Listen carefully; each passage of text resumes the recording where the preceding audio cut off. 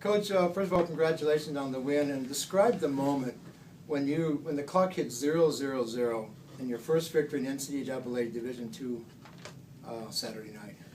I think the overwhelming pride for this school, overwhelming pride about the players and how they have worked so hard to get to that moment. You know, we talk all these Mondays after the game about how to keep growing, and for a lot of teams, they would have.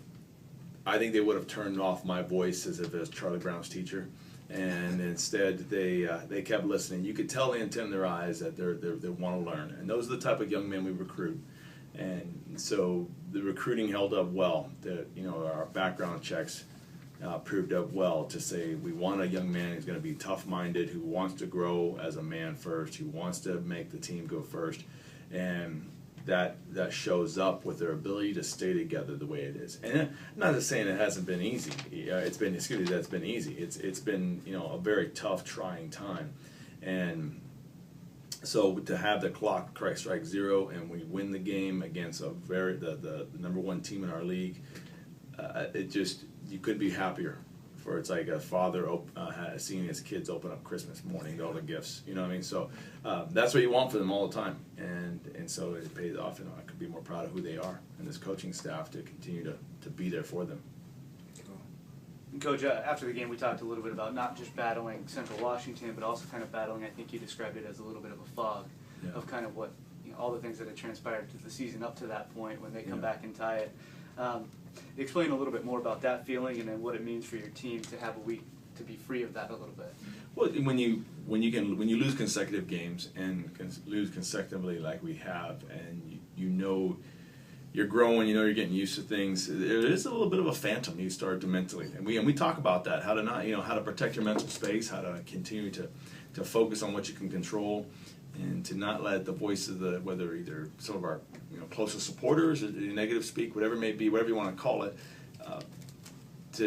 in that moment, I think even when they tie it up, you can sense a bit of, okay, we're playing against ourselves right now. We're really playing against ourselves to say, okay, mentally, can we stay focused and finish this thing well? And to see us win the game in the last minute like we have done, not only is that a breakthrough for the confidence of the team to keep fighting and showing how their mental fortitude, how tough, where they are, and they want to play to the end, but also, historically, it's been a while since we've won a game like that. And so that's a big marker for this program. More so than just the first Division II win. There's a lot of good character stuff that we can mark off. Say, man, we're growing. Coach, in losses, you sometimes hide positives, and you don't focus on those, and you always are focused on how you're going to win. And then sometimes in the wins, you hide what you need to improve on. Right. What do you take from this win? And how do you move forward, go to the next week? What are you looking at this game to focus on that you didn't maybe do as well as you could have, right, and you need to get better at? Well, there's always three things we're focused on every week, and it's just, and we believe it makes up our attitude. And one is who our core values are as a program, as a young man, as a coach. What are your core values? Are you keeping them in the front and center of your crosshairs of your life, directional, whatever you're doing every moment of the day? Process, how are you preparing for a game? How are you preparing for the classroom? All those nuts and bolts and fundamentals of process to make yourself have a successful outcome. And then also just that sense of self, knowing, are we doing what we can do best? Are we putting ourselves in the right position for what our strengths are? So when you come back to on a Monday after a win like this, you're going to focus back on those things. And the way this league is that you need to make sure you're mastering your technique, because everyone has a game breaker, everyone has the speed. Pretty evident of the speed of Central Washington, their defense, and how they can hum, and the size and strength that they are. That we need to be right with our technique. And so what I love about the game is that our guys showed that, hey, we can play the physical game right now. We can play the speed game. But what we have to is to evaluate the film, and they've got to be honest with themselves. And every week you need to do this, win or lose, is to focus on what can you control, and that's a lot of our technique and a lot of our communication happening pre-snap. And then lastly, just is our second reaction effort and technique where it needs to be. Coach, you got to talk about the defense Saturday. Wow, every week it's been getting better as the games I've been watching, and especially a couple plays. Linebacker Ethan, big sacks. The second sack, both sacks were in the fourth quarter actually, Right. and then of course the huge interception. I mean, the defense, even in the Dixie State game, the defense has been getting better progressively. Right. And just talk about that from last Saturday. Wow. Well, yeah, speaking of Ethan first, it's good to have him back. He's healthy Yep. again. He has been out for a few weeks with a broken hand. And so just to have him back, he is an aggressive, going to get after you type of linebacker. Really the true essence of what a linebacker mentality is. And that was great to see him bring that physical presence. Defensively, every week what we pride ourselves on here is that hey, if they don't score, they don't win type of mentality. And to come off of a Simon Frazier where we really just hit the wall, I think, at that point it was a wake-up call to say get back to the fundamentals of defense, get back to what it is, the true heart and soul of what we are. Coach Wilmer's done an amazing job of just continue to step into those meetings, continue to remind those guys about the core tenets of who we are as a defense. And then for the leadership, for a guy like Spencer Danielson in there, a guy like Tyler Thornton, having Jake Henderson, and even a guy like Ethan this week and Manako Tuifua, so that they are just bringing back to the essence of this defense. They buy into what we want to do. They get out there in practice. They never take plays off in practice, and they're hustling. So there's a tremendous desire here to be great on defense. We haven't done that consistently this year, but you do, as you pointed out exactly right, is you're seeing that growth mindset, and that they just want to get better. They're hungry to be great, and you can do a lot with that, and you can steer that car a lot easier, so. I think, Coach, a lot of coaches will talk about making halftime adjustments. It seemed like whatever you did at halftime worked. I mean, defensively, you'd given up 180 yards in the first half, third quarter, 45 yards. Offensively, he had 91 yards at halftime, and first play from scrimmage gets you 64 yards. There's a 73-yard touchdown run. So a lot of big plays early. Were those part of the halftime adjustments, or was that just more a product of kind of the overall offensive strategy of kind of wearing a team down and finding those cracks? Well, I think it's a combination of all that. I've had a mentor tell me one time is that everybody has the answers on Sunday morning. It's just, can you have the answers to that in halftime? And so that's a bit of knowing ourselves. For it's a credit to both the offense, defense, and special team staffs to know ourselves well, to go into halftime and not just grab adjustments that are out of thin air and try to draw some in the dirt. So they understand the counter punches that lie within our own system instead of trying to create something brand new. And so we had saw some things, empty package wise, what they wanted to do. So we had to change up our pressure scheme for that. And then offensively, I think we would be able to get a beat on, okay, this is the type of pressures they want, the fronts they want to give us. Okay, now what's within our scheme to go and answer that as best as we can, which they did. And so, but then, back to that comes just to the pure hunger of this team. Every single week, what I can say about them is that they've been hungrier and hungrier, where other teams that I've seen go through a situation like this tend to get more defeated. And this is why I love this team so much, and they're just tremendous people to be around. Is they just a hungry bunch, and they want to be great with any opportunity you give them, whether it's in the weight room, whether it's in practice, whether it's on the football field during a game time. They've bought into that great epiphany of, if I'm hungry with the moment, then I can be successful when that next opportunity comes. Coach, two questions here. First, you talked about the team being hungry, and you now played with the best team and beat the best team in the conference. Yeah. You played with Humboldt. How do you keep them hungry now? Now they've got one. Now they've tasted it. Is that something they want more of, or is it oh, hey, we got one, good enough? Let's just focus on next season. Take me into that locker room, and then go. Well, hopefully they can understand that's just an hors d'oeuvre in the meal. That's all I got to do to remind them and say, look at what we've in the missed opportunities we had in the previous. Now, I'm not here to beat them up, and I know this coming in this meeting, they're going to be hungry, and it's just because of the character they demonstrated. So if they were an up and down team, I think they maybe would have concern. But from what they've established this whole first part of the season, they've shown me is that hey, they want to be great. They just want to win with whatever day they have, and they've bought into that concept. And so there's some great, amazing men on this team that are going to make sure that they're focused on just Western Oregon now. Once again, we're just trying to get a win this week, and that's it. And so as we get back to work, we're going to clean up everything, mistakes we made, prepare the game plan, and heavens know where we're going to be satisfied at this point. You know, we got very big visions here at this program and where we're going to go, and we want it to happen sooner than later. But we know this: unless we're hungry for the next step, it's never going to happen. So we're going to get after it today.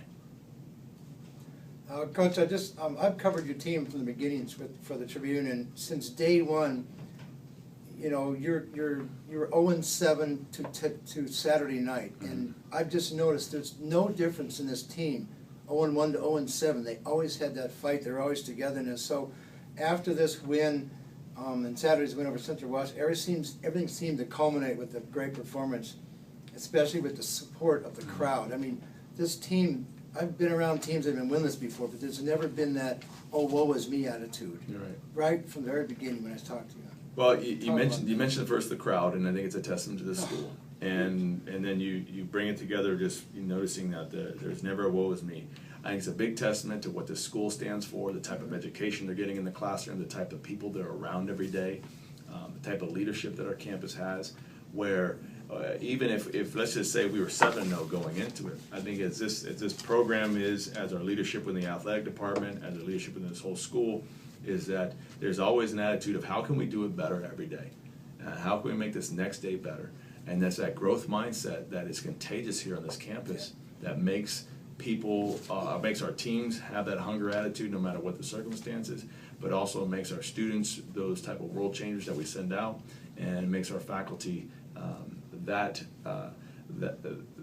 that much more profound in how they're engaging students. And so that's what's special about our education here, because that's going to pay off way more in the long haul of your life with your degree, is having that type of mentality you're graduating with than just having just the knowledge of a certain discipline. So there's a building of people here that is making them respectful to the heroes of old, and hopeful to become the next change agent in whatever area of discipline they're going to be in. And that's what gets me excited to go to work every day, to be on this campus. If you've got anything more on last week, my next ones are next week. I would like to, in last week's press conference, you said you were the team's biggest fan. Mm-hmm. With that victory, are you now the fan club president? You said that this team is really one of your favorites to be around. They were winless, and they were one of your favorites. So that says a lot about, just like you were talking about the character, but the same comes from the team in talking to a lot of the players after the game. They have this total respect for you and your coaches. I mean, it's follow from this last question, but I see that in this group. Well, we're all in together, and I may be the head coach, and I'll gladly take the president of the fan club title, because I am, and they're amazing. But just we understand there's a real family atmosphere on this campus. There's family atmosphere in this program, and it's just you sacrifice way too much. And it's similar to any family out there in America today that is going through a lot of tough times. It's no different. Is that when you sacrifice together, like a family sacrifices together, you feel each other's pain, you see the disappointment in their eyes. There's so many intimate moments that we've shared in the darkness of defeat, in the darkness of injuries, in the darkness of when no one else is around cheering you on. And it's reminiscent to when my own family went through tough times growing up. And it's reminiscent just of what they tell me a lot of their families are going through. And it's a tough day and age we live in. And so that's where I think you have that love that just infects us all for each other, and amazing respect for each other. You know, I may be the one who has to drop the hammer down a lot and just take the head disciplinarian role, but there's never loss of respect for who these young men are, and never loss of respect also for the vision that we have for them and what they're going to do after football. So I think that's where it comes from. That's why it makes it just such a special place where you're at homecoming to see our homecoming it's a packed house because people want to come back to a place that they know changed them and knows that it made them who they were today. You know, when I played college ball, I had to be reminded it was homecoming the day right before the game kicked off. And I love my school that I graduated from, but this is special here. How people just, you know, they want to come back, they want to celebrate with each other, they want to support the school and be a part of this. Especially when you got that touchdown that went ahead, the roar in that crowd. Yeah. It's just, it brought chills to yourself. You're just listening to that crowd. Amazing deal, and you know, I can say this now, having been at every stadium in the GNAC, and been in a lot of stadiums in the country. This is the best Western region game day atmosphere. It's loud, the fans are into it. It's a packed house. It's an energy in there that is it's electric. And so for a young man who's looking to play quality, impactful, valued college football, this is a place you got to look at, you know. Okay. Looking ahead now, Western Oregon, their last 3 games, they're averaging 43 points a game, far cry from where they were when you played them last time. Joe Harris had a couple 100-yard rushing games. They've been winning the turnover battle, picking a couple interceptions in 2 of those games. What type of game do you expect out of Western Oregon? How different will things be, round 2?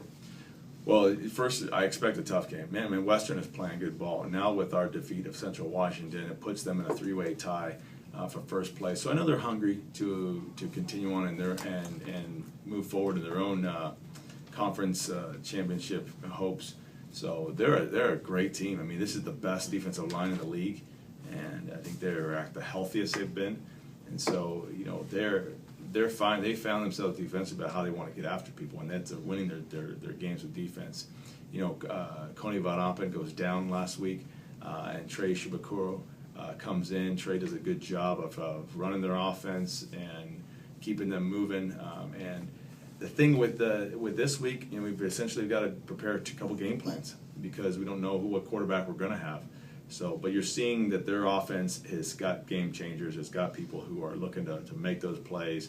I think it's trying to distribute the ball to all those athletes they have. So, Western's a great football team, and we're in no position right now to all of a sudden, not take anybody serious. And in this league, what I've really learned is that at any Saturday, anyone can beat anyone. And this is one tough league, and that's what makes it a great place to play college ball.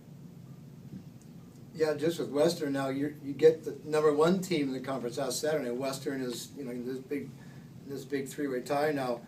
People are now all of a sudden going, wait a minute, APU, now we've got something to contend with. I mean, maybe they still thought that, but now you've really gone over the edge and brought some attention to the whole program. Talk about Nick and his leadership the last couple of weeks. He just seems to have really taken over, and you made that comment a few weeks ago. Yeah, well, Nick he's starting to find his rhythm with the offense. He's starting to find his own feel and his own personality infused with the offense. And so as the offense continues to take strides and like I said, back to that whole sense of self, what can we do? Well, as coaches discovered more about Nick's strengths, it's beginning to morphing our offense around what Nick can do. And so for Nick, he's got a moxie about him. He's got a competitive nature where what I like, it's just going to stick out to me is against Humboldt, we had a chance to win the game in the end, and we weren't able to come up with it. But this game, Nick just learned, grew, led a team to a score to get us up at the end of the game. And so that's significant progress. And so that's the coach you get the most excited to see that type of growth. That's why you're in this business, and Nick's on the right track along with a lot of the guys on offense. Yeah, because you said a couple weeks ago when he was 3 or 4 weeks ago when he was number 2 or 3 on the depth chart, he worked just as hard, and his attitude was just as good. So that seems to be paying off now, especially going into next week with another big-time team. Well, I think it's a definite contradiction to what the stereotype of college athletics is right now, where a lot of young people in high school are seeing it's more of a real me attitude out there. Who am I? Who does rivals say I am? And let me just try to set myself up as this real narcissistic athlete. Just give me the ball. Nick's a contradiction to that. He's here for the team, And whether it's he's starting or not starting, he's proven that he's just going to work hard and he's just going to improve every single week. And those are the type of people we want to have here in this program. And that's we believe it reflects well who this school is, but also it's your best chance to win as a team. It's your very best chance to win as a team, is when you have a group of men that have that growth mindset, who aren't concerned about who's getting the credit, and they just want to win as a group. And they realize football is the ultimate team game. You know, you got to have 11 people on the same page to make one play work. So Nick's doing a great job of just doing his part of the puzzle. You have anything else? No, that's good. You great. You gave yourself an A now, right? After Got an A for last week, but just a lot. Now you're right back to the drawing Right. board. Yeah.